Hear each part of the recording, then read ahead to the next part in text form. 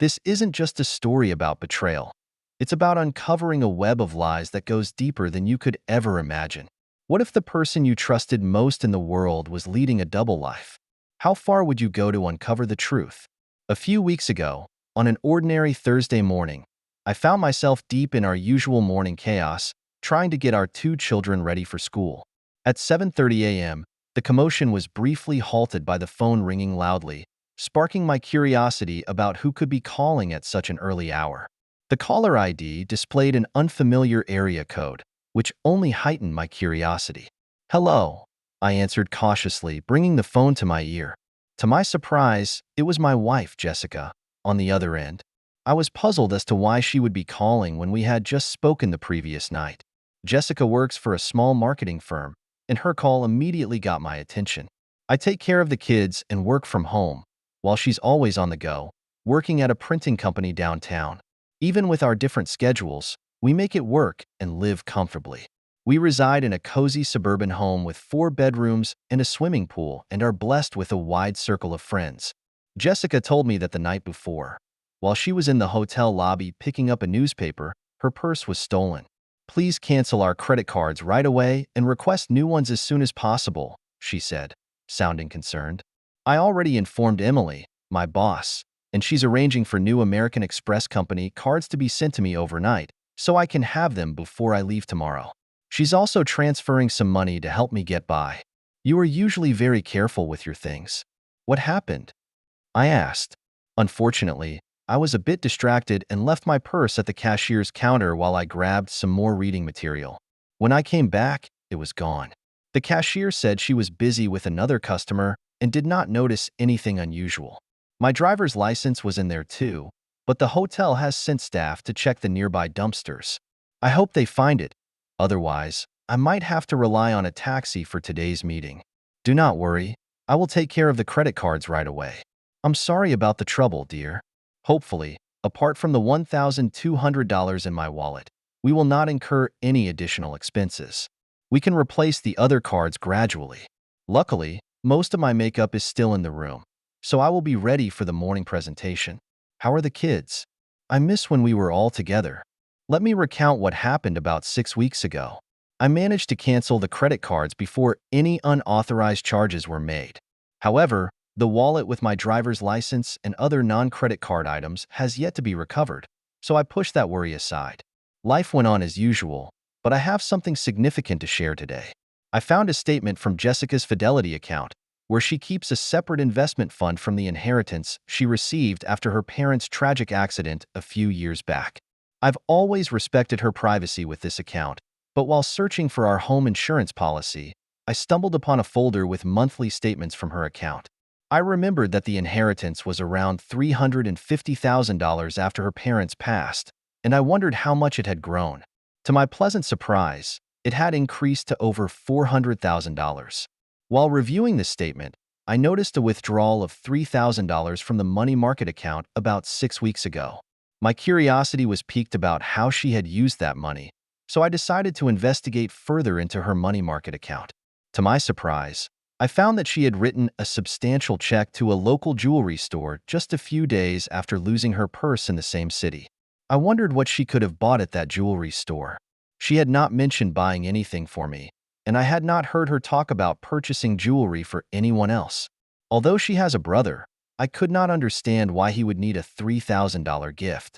After some thought, I decided to visit the jewelry store's website on the computer. I noted down their phone number for further inquiry. I picked up the phone and dialed the jewelry store's number. A woman introduced herself as a store representative and asked how she could help. After providing my name and specifying the transaction I wanted to inquire about, I explained that we had encountered an issue with the purchase and wondered if there was a store warranty. She looked up the transaction on her computer and then asked about the nature of the problem with the rings. I was momentarily puzzled, wondering what kind of rings she could have bought. Fortunately, the woman on the phone quickly clarified, "Oh, I remember this purchase." When she visited our store, she was visibly distressed and mentioned that her wedding and engagement rings had been stolen. She wanted to replace them, which proved to be quite a challenging task. While we were searching for suitable options to meet her needs, She used the company's credit card as collateral and later sent us a check to cover the cost. Now that you have mentioned the issue with the rings, I would like to assure you that our store provides a 90-day warranty for such situations. Is it possible that the diamond setting has become loose? I asked. This was confusing because Jessica had spoken of replacing her wedding and engagement rings but never mentioned losing them, only the theft of her purse.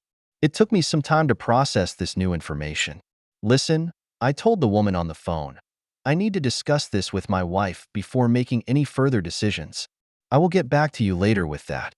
I ended the call, while she seemed somewhat puzzled. My confusion was much greater. It was becoming increasingly clear that the ring should have been inside her purse when it was stolen. But why would she carry them in her purse if she did not want to hide her marital status from others? To the best of my knowledge, there were no professional constraints related to revealing one's marital status. However, if she wanted to appear unmarried in certain social situations, disturbing thoughts began to circulate in my mind, suggesting that she might have been contemplating an affair while away from home. The mere idea made my stomach turn. We had been married for 11 years and were blessed with two wonderful children, Jeremy, age 8, and Melissa, age 6. I believed we had a perfect marriage and a picture-perfect family. Our personal life seemed fulfilling to me, or at least that is what I had thought. Jessica traveled once a month, staying for 2 or 3 nights in distant cities. If she harbored intentions of such actions, she might have seen it as a discreet opportunity. It seemed that losing the rings had deeply troubled her, leading her to opt for replacements that closely resembled the originals. I had bought those rings with my modest earnings, so they were not extravagant, and crafting a near replica was not too costly. She could have reported the loss to the insurance company, but I probably would have found out if her purse was genuinely stolen at the hotel. I wondered what she claimed was missing. I decided to locate the hotel's contact number and made the call. I asked about any records related to the theft of my wife's purse. Surprisingly, they confirmed having a written report of the incident. I requested a copy to be faxed to me and received it shortly. The report was composed and signed by Jessica herself. In the statement, Jessica mentioned that her purse was stolen while she was dancing in the hall. She had left her purse at the booth where she was seated, and when she returned, it had vanished. Remarkably, Jessica explicitly noted her hesitation to involve the police. As I absorbed this information, my thoughts raced, overwhelmed by the implications of what I had uncovered. She had deceived me, not only by concealing the truth about the stolen rings, but also by inventing a story about shoplifting. While there could be an alternative explanation, my mind could not come up with anything other than the unsettling thoughts swirling in my head. It became clear that I needed to understand the significance of losing those rings, or else they would persistently occupy my thoughts and drive me to madness. One thing was increasingly evident. Those rings were inside her purse when she was dancing with an unknown man. Several weeks had passed since the incident, and she was about to embark on another trip in a few days. I realized I needed to gather more details about her upcoming trip. I wanted to understand what she typically did in the evenings when she was away, if she was involved with other men.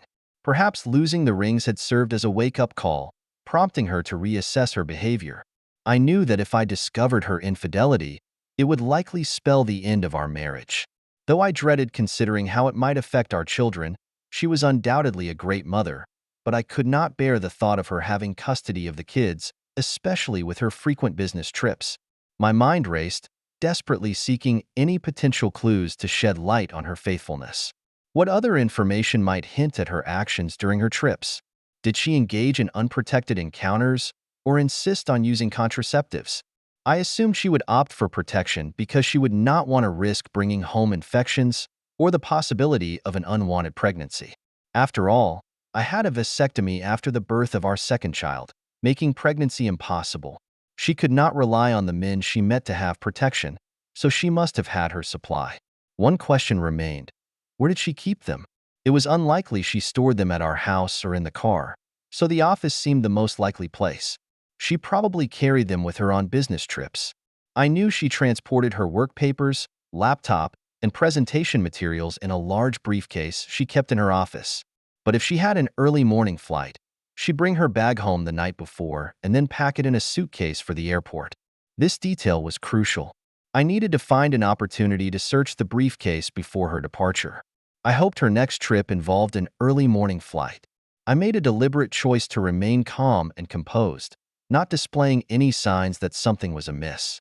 As it happened, when the kids returned from school, I was occupied with various tasks and had little time to dwell on my suspicions. Nonetheless, the specter of her infidelity continued to linger in the back of my mind. When Jessica returned from work, I found myself in a bit of a mess while preparing dinner.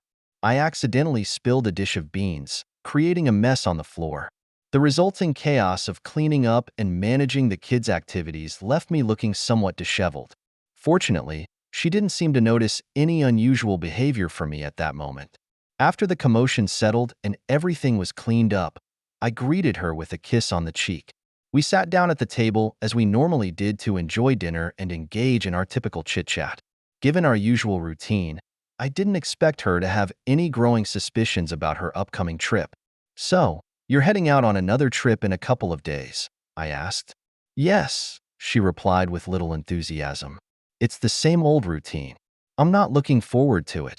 My curiosity prompted me to dig deeper. "If you don't enjoy it, have you considered applying for a different role? You've been with the company for quite some time and have a good understanding of various aspects of its operations. I think you could adapt to almost any position." She mentioned her desire to gain more experience before transitioning to a desk job. However, I gently appealed to her conscience. "Regarding the kids and me, I miss you when you're not home." I added, hoping to evoke a sense of guilt. "I miss all of you too." Seeking more details, I continued, "So, where exactly are you headed this time? Will you be leaving in the morning, giving us a chance to spend some time together before your departure?" I held her gaze, mindful that our children could hear us, despite trying to appear normal. My anxiety was evident as my stomach rumbled, making it difficult to eat. She seemed to think everything was fine, as her reaction mirrored mine. I wondered if she had stomach issues, but it turned out she was eating without much enjoyment. Perhaps my suspicions were unfounded, but the urge to search her briefcase still lingered, as it could potentially provide insight into her loyalty. "I'm only going to Denton, so I'll be leaving tomorrow morning at 7:30, she mentioned. "I need something to keep me going until I return on Friday," she added, playfully giving me a wink. I responded in a similar playful manner, trying to maintain a sense of normalcy. To my surprise, she blushed in response. Her comment about bringing her briefcase home the night before her trip suggested she wouldn't be stopping at the office before heading to the airport. Given her seemingly genuine attitude about the upcoming trip in front of our children and me, one might assume that either she hadn't been involved in any infidelity during her travels, or she had become skilled at concealing such behavior. I hoped to uncover the truth when I examined the contents of her briefcase on the evening before her planned trip.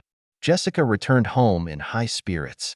She parked her car next to mine in the garage, as usual, and appeared visibly excited. This left me wondering if her excitement was due to our conversation, or if there was another reason behind it. Upon entering the house, she didn't bring her briefcase with her, assuming it was still in the car. I was busy preparing dinner, so we sat down at the table. She casually asked if I could retrieve her suitcase from the garage after we finished eating. "Certainly," I replied, trying not to show any signs of suspicion. "Are you all set for your trip?" she asked, trying to reassure me. "Oh yes, it's a routine trip. My briefcase is in the car, ready for the journey. I'll pack an overnight bag with the essentials," she said, to maintain a sense of normalcy. I inquired, "Do you have any plans while you're away?" "No, the kids and I will stick to our usual daily routine during the week. Maybe we can plan something family-friendly for the weekend," she replied, showing enthusiasm for the idea. "Sounds like a plan," I responded genuinely.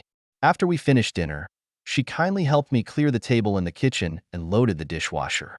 Once we were done, she headed to the bedroom to pack her things, while I made my way to the garage to retrieve her suitcase. Upon inspecting the car, I didn't find the briefcase inside, leading me to believe it was securely placed in the trunk. Expecting this, I had already devised a plan to access it later in the evening. When I returned to the bedroom with her suitcase, I casually asked, "Do you know where the car keys are? My tire seems to be slowly losing air. If I take it to the station, Jerry can fix it right away." For a brief moment, She appeared puzzled, but then reached for her purse, handing me the car keys. She proposed an alternative, saying, "Could you just use the spare tire? It is meant for emergencies." Taking a resolute stance, I responded, "Yes, the spare tire is for emergencies, but we have enough time to properly fix this. I think that is the best course of action." I hurried back to the garage before she could change her mind, swiftly drove her car out of the garage, and headed to the junction station owned by my friend Jerry from school. Pulling up in front of one of the service bays, I honked my horn to get his attention. Jerry noticed me and opened the bay door, allowing me to drive in before closing it behind me. "What's going on, buddy?" Jerry asked curiously. "My tire was supposed to be fixed here, but I needed a little time to check something else," I replied, sensing that I might have some issues at home. He asked, "Trouble at home, buddy?" "Maybe," I admitted reluctantly, opening the trunk and retrieving Jessica's briefcase, placing it on a nearby workbench. I unlocked it. Jerry, realizing a customer needed him, simply said, "Well, I have a customer, so take your time, my friend."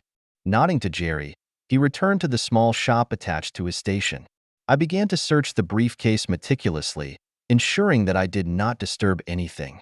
My hands explored the pockets on the lid unnecessarily, and to my shock, I discovered a package that drew my attention. When I removed it, my heart sank as I realized it was an open package of contraceptives with about 3 pieces missing. My worst fears were confirmed. I carefully placed the package back where I found it and closed the briefcase once more. I stashed it in the trunk and secured it, just as Jerry returned. "Did you find what you were looking for?" "What's going on?" he asked with evident curiosity. "I'm afraid so," I replied, my voice tinged with a mix of disappointment and sadness. "Mind if I stay here a bit longer? Perhaps you could check the tire pressure while I pretend to have resolved the issue." Jerry gave me a curious look but complied without saying a word. He truly was a loyal friend. While he attended to the tire pressure, I drove out of the bay and pulled up at a gas station. I filled the tank with fuel, unsure of when I would do that for her again. My thoughts were filled with gratitude toward Jerry for his understanding. As I made my way back home, a sense of darkness seemed to envelop my thoughts, and panic began to intensify, fueled by anger and frustration. It was difficult to grasp how she could betray our marriage, our children, and me in such a manner. Amid the receding emotions, I shifted my focus to planning my next step to secure custody of our children. I needed concrete evidence of her infidelity and misconduct. Despite her shortcomings as a partner, I acknowledged her role as a good mother.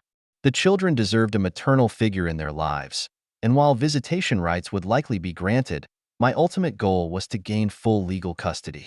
She would have to explain the reasons behind our divorce to her brother and friends.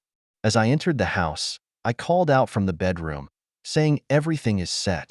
It was just a minor issue with a nail. "Okay, thanks," she replied, still avoiding eye contact. Seeking solace, I went to the kitchen for a beer and then settled in the family room with the kids, who were absorbed in watching a TV show. About 30 minutes later, Jessica joined us in the room and sat beside me on the couch. By then, my emotions had settled, but a deep sadness washed over me as I realized our once happy family was soon to be a thing of the past. To my surprise, Jessica moved closer and snuggled up to me, whispering in my ear, "Are you ready for tonight?" After taking a sip of beer, I replied, "I think so, but I have a stomach ache." Jessica sympathetically responded, "Oh, that is too bad, honey." Holding on to me, Jessica softly said, "I love you," and I instinctively put my arm around her shoulders, grappling with mixed feelings. Despite her betrayal, there was still a hint of affection from her. I could not help but wonder why she did it. Was it for excitement, or a need for more connection than I could provide? I might never fully understand, but what was clear was the damage to my trust in her. We put the kids to bed together, and as she kissed our little angel goodnight, I could not help but look at her, knowing that by morning she would be gone. Their young minds were already accustomed to her frequent travels, so their unease was minimal. That night, we made love, but it lacked the usual passion. Sensing my distress, Jessica asked anxiously, "Is your stomach still bothering you, dear?" I nodded and replied, "Yes, but I can handle it." Desperately hoping she would choose our love and marriage over the upcoming trip, I asked, "Do you need to go on this trip?" Deep down, I wished it were all just a nightmare that would vanish. She sighed and replied apologetically, "I'm sorry, honey, but this trip is necessary. I'll do my best to wrap things up and return home as soon as I can. I'm looking forward to the weekend with all of you." With a heavy heart, I sighed and said, "Okay, honey, it's time to get some sleep. You have to get up early for your flight. I'll take a quick shower now, so I won't have to worry about it in the morning." "Okay," she replied, heading to the shower. An impulse led me to inspect her suitcase to see what she had packed. Though the clothes on top seemed businesslike, I was surprised to find, upon closer examination, a selection of her most seductive lingerie and a small black cocktail dress in which she always looked irresistible. Respecting her personal space, I put everything back as I found it and closed the suitcase. The sight of those items confirmed my suspicions and deepened my despair. My mind raced with thoughts of her intentions for the trip. Was she planning to meet someone? How long had this been going on? These questions swirled in my head, making it difficult to think clearly. As she finished her shower and got ready for bed, I did my best to maintain a facade of normalcy. I couldn't let on that I knew anything, not yet. I needed more proof, something concrete that I could use in court if it came to that.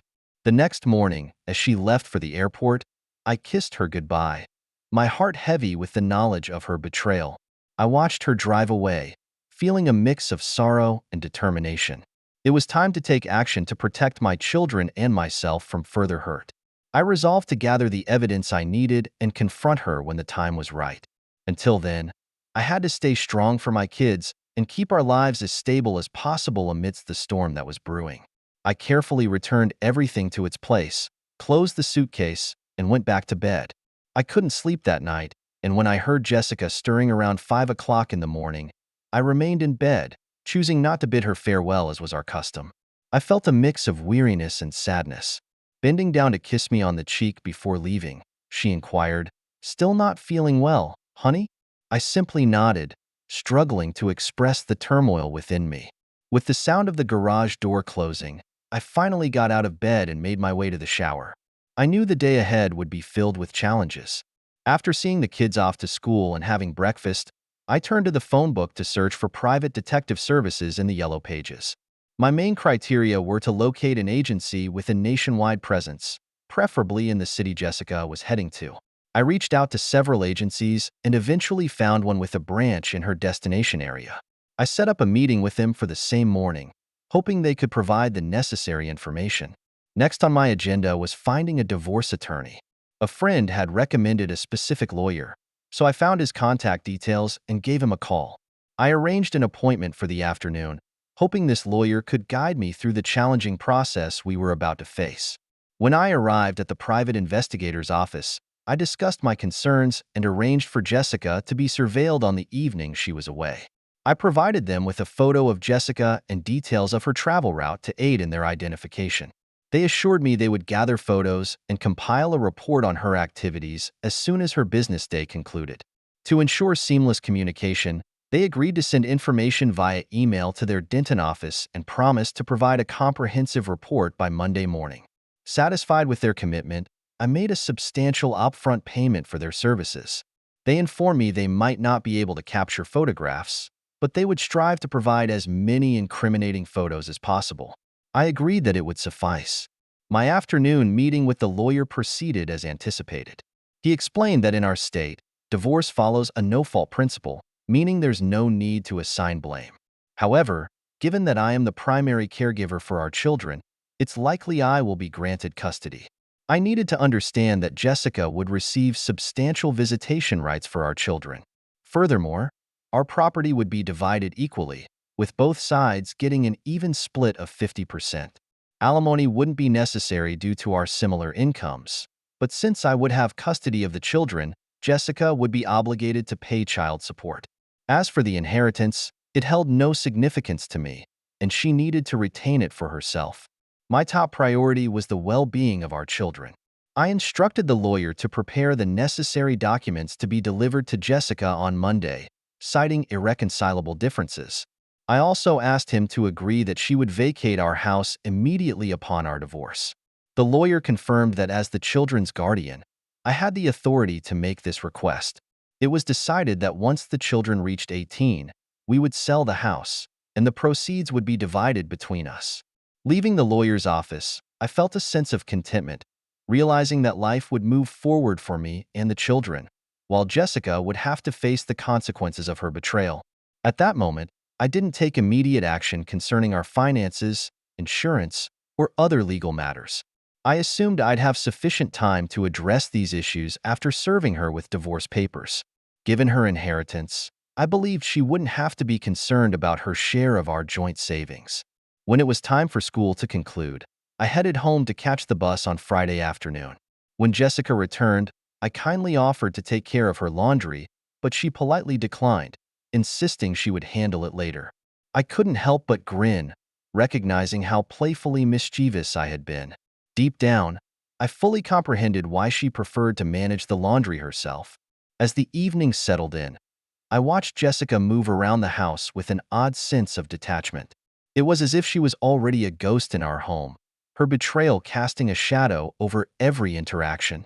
Despite my inner turmoil, I maintained a facade of normalcy for the sake of our children. The weekend ahead would be challenging, but I was determined to gather the evidence needed to protect my kids and myself. The path forward was clear, even if it was filled with heartache and uncertainty. Jessica needed to keep her extramarital affairs concealed at all costs. Later, as we lay in bed, Jessica expressed worry about my ongoing stomach issues and suggested I see a doctor. "This has been persisting for too long," she emphasized. I playfully responded, letting her know that I intended to try a new medication recommended by a friend to address my persistent stomach problems. I expressed optimism that this would resolve the issue and bring her back to me soon. When we embraced, she whispered that she missed me greatly. On Monday, as the kids left for school and Jessica headed to work, I received a call from the detective agency informing me that they had a report ready. I told them I'd be there shortly, and within 30 minutes, I was sitting down with the office manager to discuss the details. The office manager informed me that a report with attached photos had been faxed from Denton that morning. He admitted he hadn't had time to read the entire report, but upon a quick scan and a glance at the photos, it seemed highly incriminating. I took a copy of the report and started reading its contents. The subject of the report was identified as Jessica Brown. According to the report, the surveillance of Jessica began at 5:17 p.m. on Wednesday, June 16th, in the lobby of the Denton Marriott Hotel. Her identity was confirmed by comparing a photo obtained from the Ville office. Upon closer examination of the report, it turned out that she was wearing a company badge, further confirming her identity. Moreover, the report detailed the movements of the subject and noted she was carrying a briefcase when she entered the elevator. A staff member accompanied her and verified her arrival at room 414 at 5:23 p.m. It's important to note that the report emphasized that the subject was alone at that time. Additionally, the report included a photograph labeled Exhibit 1A, showing Jessica dressed professionally before entering the room. When looking at the photo, it was clear she still wore her rings. The photo was taken discreetly using a mobile phone. The report stated that the agents had rented a room across from the subject's room at 6:31 p.m. They received a signal that Jessica had left her room and was heading for the elevator. A minute later, at 6:32 p.m., she exited the elevator and entered the lobby. The report noted she was dressed as described in Exhibit 1B. Upon examining Exhibit 1B, it became evident that Jessica was wearing a small black cocktail dress paired with high-heeled shoes. She was also adorned with a necklace I had given her for our 10th anniversary celebration. However, what stood out the most was the absence of wedding rings on her left hand. The photo clearly showed she wasn't wearing them. The photo identified as Exhibit 1D displayed Jessica and a man in a tight embrace, engaged in a passionate kiss while seated in a booth. The intensity of their connection was visible in the picture. At 8:51 p.m., the report noted that both individuals left the restaurant. They then took the elevator and ascended to Jessica's floor. Another photo labeled Exhibit 1E captured the moment when Jessica and the man entered her room, specifically room 414. In this image, Jessica appeared slightly intoxicated, but undeniably pleased with the evening's events. At 11:13 p.m., the man exited Jessica's room and left the building. The report included the license plate number of a car registered to Alexander B. Tate, residing at 1424 Alia Drive in Denton. Notably, Alexander B. Tate was married and had 2 young children. As I delved further into the report's details, it became evident that Jessica repeated her actions the following night with another man. The detailed surveillance logs and accompanying photos painted a clear and painful picture of her infidelity. Each interaction was meticulously documented, leaving little room for doubt about her actions. Reading through the final pages of the report, I felt a deep sense of betrayal and sadness. The woman I had loved and trusted had been living a double life, deceiving me and our children. It was now clear that our marriage had been a facade, hiding her secret affairs. The next steps were evident. I needed to confront Jessica with the evidence and take legal action to protect my family and myself. The pain was unbearable, but I knew that moving forward was the only way to find healing and rebuild my life. The report bore the signature of an investigator from Denton. This revelation filled me with deep anxiety and resentment. It became clear that Jessica was leading a promiscuous life while she was away from home. I couldn't come to terms with her actions. It was a betrayal that exceeded my worst expectations. Even the fact that Jessica had lost her wedding rings didn't stop her from being careless. After settling the bill with the private detective, I thanked them and left, making sure to take 2 additional copies of the report recorded on a CD to keep them safe. Once I got back home, I wasted no time and immediately called my divorce attorney. I asked about the status of the divorce papers, and the attorney confirmed they were ready for filing. Without hesitation, I instructed them to initiate the filing process and specifically requested that the papers be served to her publicly at her workplace the following day. The attorney assured me that this could be done smoothly and asked for her workplace address, which I promptly provided. My intentions were clear. I aimed to humiliate her during the legal proceedings. Handing her the divorce papers at her workplace not only satisfied my desire for revenge, but also served as a form of justice for her actions. That night, there was no love between us. Jessica seemed to sense that something was wrong, perhaps suspecting that I had discovered something unsettling. Though she didn't directly voice her concerns, she expressed hope for my quick recovery. Interestingly, she also appeared somewhat reserved, but I chose not to comment on it and simply ignored it. The next morning, I woke up early after a night of little sleep. I immersed myself in work on the computer until I heard the children waking up, and then I went to the kitchen to prepare breakfast. After the meal, I said goodbye to Jessica when she left for work. She approached me for a hug and a kiss, but I responded with a half-playful embrace, encouraging her to leave quickly. At that moment, I sensed she might have had an inkling of what awaited her. As I closed the door behind her, tears welled up in her eyes, and she whispered, "I love you." After her departure, profound sadness washed over me, and I felt an urge to release my tears. Yet, I quickly composed myself, as the children required my attention, and I needed to prepare them for the school bus. Around 10:45 a.m., the phone rang, disrupting our morning routine. Displaying Jessica's workplace on the caller ID, I answered the call without uttering a word. There was a brief pause as the caller realized I wasn't inclined to engage in conversation. In a trembling voice and a whisper, Jessica said, "I'm sorry." Shortly after, the line fell silent, and I remained silent as well. Jessica did return home that night, and I wondered if she continued her deceitful game, seemingly indifferent to her husband. While I recognized my anger was justified, I also considered that I might have been overly harsh on her. The children, disheartened by their mother's absence, wondered where she was. To uplift their spirits, I invited them to have dinner at a McDonald's cafe. By the time we returned home after dinner, the kids were exhausted and went straight to bed. The next morning, Jessica called with a request, "Honey, can I come home and pack my things? Can we talk?" Initially, a sense of guilt welled up within me, but it quickly dissipated. I replied calmly, "Why don't you come between 9 o'clock and noon? Then the kids and I won't be here." Regarding our conversation, I made it clear that I'd speak with her one-on-one in my lawyer's office only after she signed, notarized, and returned the divorce documents. "Then I'll listen to whatever you have to say." There was a sob on the line before Jessica answered, "Good, good." Shortly after, the phone fell silent again. She signed the divorce papers, and 6 months later, our marriage officially came to an end.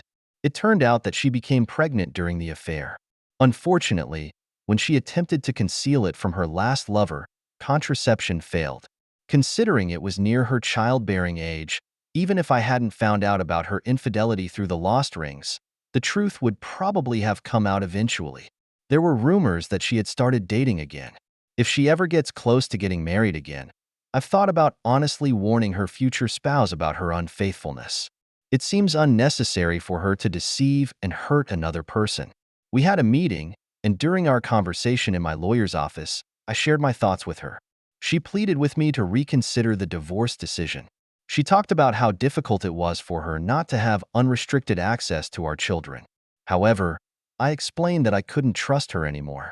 Then she mentioned that she had seen a psychologist who diagnosed her with nymphomania. She assured me that her impulses were now under control. Despite her explanations, I told her that it wasn't enough for me. Even if she claimed to have her urges in check, the fact that she hadn't sought help earlier indicated a lack of proactive effort on her part. If she had addressed her cravings from the beginning, she might not have found herself in the current situation. When I left the lawyer's office, she continued to cry. Having recently reconnected with a school friend who keeps me updated, I learned that he works at a nightclub. He mentioned seeing my ex-wife at the club where he works on several weekend nights. She frequents the club with different men and behaves provocatively. I was deeply hurt that my children had such an irresponsible mother. Perhaps my ex-wife never recovered from nymphomania. A friend of Jessica's also called me and informed me that Jessica was in poor health. She said my ex-wife needed my assistance because she had contracted herpes.